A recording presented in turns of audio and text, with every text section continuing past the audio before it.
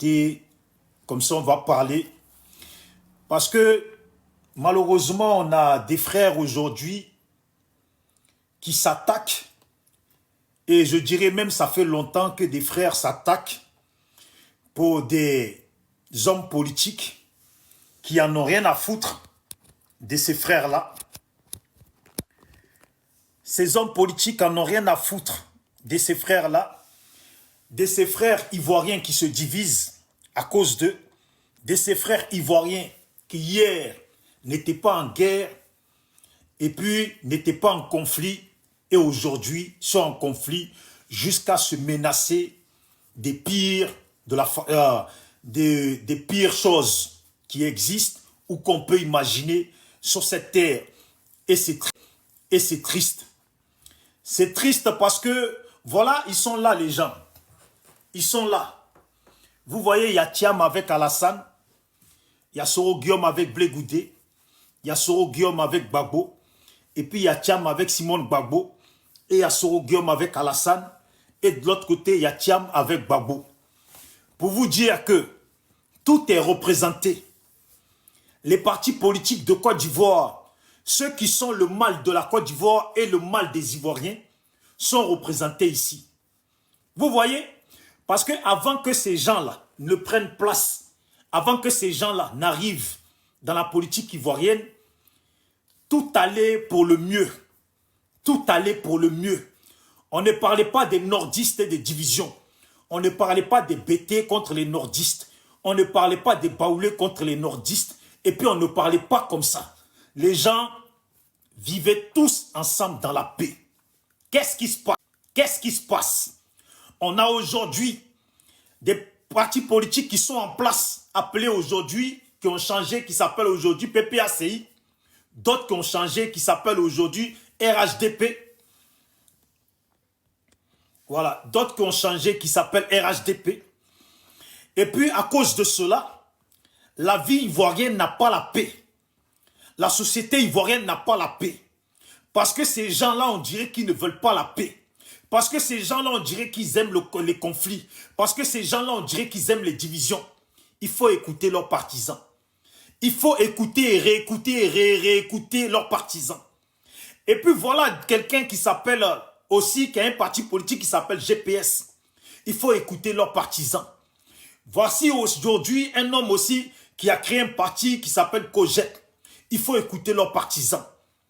C'est le désordre dans le pays. Oui, c'est le désordre dans le pays. J'écoute même ce parti PDCI que j'aimais bien, que j'ai toujours bien aimé, où j'estimais que les gens aimaient s'exprimer tranquillement, sans problème, sans aller dans des histoires et dans les conflits aujourd'hui. J'écoute sur les panels des gens du PDCI qui se réclament être du PDCI, qui montent sur les panels et puis qui s'expriment d'une façon violente, qui prononcent des paroles qui font peur, qui prononcent des paroles qui peuvent détruire la Côte d'Ivoire, qui prononcent des paroles que je pense que quelqu'un de sage ne doit pas sortir de sa bouche. Et pourtant, ça se passe sur ces panels. Quand on commence à dénoncer, les gens ils disent non, mais ceux qui parlent là, ils ne font pas partie du bureau de PDCI. Mais ceux qui parlent là, ne font pas partie du bureau de PPACI. Mais ceux qui parlent ne font pas partie du bureau de RHDP-RDM. Mais ceux qui parlent ne font pas partie du bureau du GPS. Mais ceux qui parlent ne font pas partie du bureau du COGEP. Mais attendez, vous pensez que les gens là, les gens sont bêtes? Vous pensez que les gens sont bêtes? Nous sommes là et puis nous sommes tous bêtes. Il faut respecter les gens. Vous êtes tous en train de participer à la division du pays. Vous êtes tous en train de participer à ce que ce pays-là n'avance pas. Oui, vous êtes tous en train de participer à la division du pays. Vous êtes tous en train de participer à ce que ce pays-là n'avance pas. Oui, vous êtes tous en train de participer. Chacun d'entre vous a eu son temps. Chacun d'entre vous a eu son temps dans les pouvoirs. Le pouvoir Soro aujourd'hui, j'écoute des gens qui disent que quand on met un enfant au monde et puis l'enfant grandit et puis fait des mauvaises choses, on accuse les parents. Et moi je dis que ça, c'est faux. Parce que l'éducation que tu donnes à ton enfant à la maison, et puis ce qu'il prend dehors, ce n'est pas la même chose. Parce que dehors, malheureusement, pour nous qui savons ça, tes enfants rencontrent les enfants des autres. Et puis les enfants des autres changent l'éducation que toi, tu donnes à ton enfant à la maison. Est-ce que quand ton enfant il est à la maison, il fait les bêtises? Les mêmes bêtises qu'il fait dehors. Et puis, on peut dire que, si vous voulez même, on peut dire que oui, ça tient aux parents. Mais ça, c'est quand l'enfant il est mineur. Mais quand un enfant est majeur et vacciné et puis fait sa vie comme il veut, ce qu'il fait comme bêtise, ça le concerne à lui. Pourquoi vous voulez faire porter le chapeau aux parents? Je dis ça pourquoi? Parce qu'il y a des gens qui disent que les Soro Guillaume est le fils de Gbagbo, les Blé Goudé sont les enfants de Gbagbo, donc les conneries qu'ils ont fait, c'est la faute de Gbagbo. Certains prennent exemple pour dire que le pays était divisé. Gbagbo n'a pas pu mettre la sécurité. Que si le pays partait en désordre, c'était de la faute de Gbagbo. Mais non, ce n'est pas de la faute de Gbagbo. Il faut être juste dans la vie. Il faut être juste dans la vie.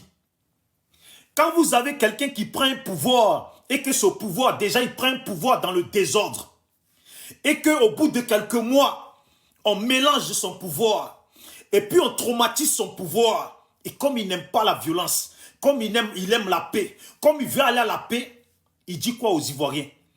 Il trouve arrangement avec tous les gens qui lui ont forcé la main. Bon, les enfants là, ils ont les armes. Ils ne veulent pas déposer les armes. Comment on va s'arranger avec eux? Et puis il trouve arrangement. Et dans cet arrangement, il prend ceux qui étaient rebelles là, il prend un et puis il le met premier ministre. Mais attendez, quand on t'a mis premier ministre là, en haut de premier ministre là, c'est président. Ou il voulait quoi ces rebelles? Il voulait la place de président et puis Gbagbo premier ministre. Mais de quelle gérance, mauvaise gérance vous accusez Gbagbo au juste? De quelle mauvaise gérance vous accusez Gbagbo au juste? On dit le pays était divisé. Que c'est à cause de Gbagbo que le pays était divisé. Comment ça peut être à cause de Gbagbo? Quelqu'un prend les rebelles qui veulent diviser le pays et comme lui il aime la paix, il prend ce mec-là, il le place premier ministre. Et puis il prend les autres, il les nomme dans l'armée. Ils sont bien placés. À partir de là, normalement, on devait dire maintenant, il n'y avait plus de division. Les Soro, là, ils devaient déposer les armes. S'ils n'ont pas fait ça, c'est parce qu'eux aussi se sont dit que s'ils déposent les armes, là, peut-être que le camp Gbagbo va se retourner contre eux. Donc, eux, là, ils restent dans le pouvoir et puis ils gardent leurs armes. Et puis, le pays continue à être divisé. Bon, si les gens qui sont au nord, là, souffrent, si les gens qui sont au nord souffrent, mais attends, ils souffrent dans les mains de qui? Si ceux qui sont du côté de Gbagbo vivent bien, se sentent bien, boivent l'alcool, s'amusent, vont en boîte de nuit, s'amusent. Mais on peut considérer que du côté de Gbagbo, tout va bien. Mais si ceux qui sont au nord espèrent vivre la même vie que ceux qui sont du côté de Gbagbo, mais qui sont comme dans une prison enfermée, c'est de la faute à qui? C'est de la faute de ceux qui les représentent, qui disent qu'ils étaient venus pour eux, pour les protéger, pour leur bien, et puis qui les ont enfermés de l'autre côté du pays, qui les bloquent, qui les traumatisent, qui divisent le pays. Mais à un moment donné, vous voulez quoi? Vous avez voulu quoi au juste? Que Gbagbo enlève son caleçon, et puis que les rebelles, le Mougou, c'est ce que vous voulez à la fin. À la fin, là, c'est ce que vous voulez. C'est ce que vous aurez voulu, que le pouvoir, que le reste des Gbagbo les enlève tous leurs caleçons et puis se fassent Mougou. Quel genre d'explication vous donnez? Quel genre d'explication vous donnez? Gbagbo n'a pas pu ramener la paix. Mais attendez, vous êtes sérieux? Vous êtes sérieux? Nommer Soro en tant que premier ministre, ça c'est pas vouloir la paix. Et puis ils l'ont forcé la main. Ça c'est pas vouloir la paix de nommer Soro premier ministre. Et puis de prendre ceux qui suivaient Soro pour placer certains en tant que militaires bien gradés. Mais ça, c'est pas vouloir la paix.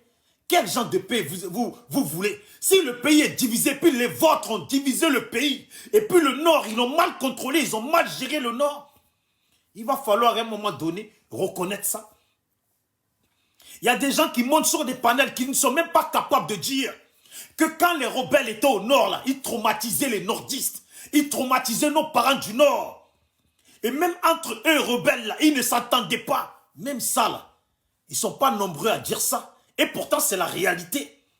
Et pourtant, c'est la réalité. Ils ne sont pas nombreux à le dire. Mais pourtant, c'est la réalité. Vous aurez voulu quoi? Ils viennent. Gbagbo a mal gouverné. Gbagbo n'a pas pu gouverner. Gbagbo a eu une mauvaise gouvernance. Mais attendez.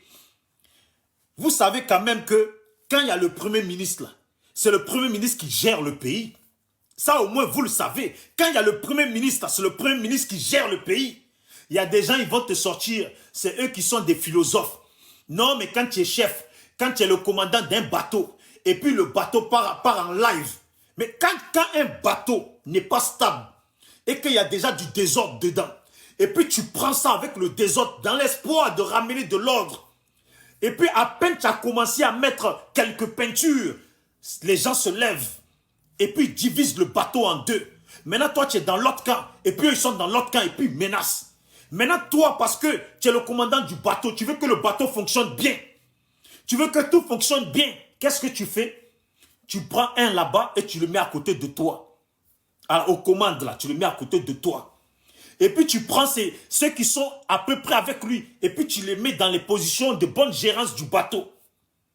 Si ça, là, ça ne les pousse pas à venir être comme ça pour que le bateau avance, c'est qu'il n'y a rien à faire. C'est qu'il n'y a rien à faire.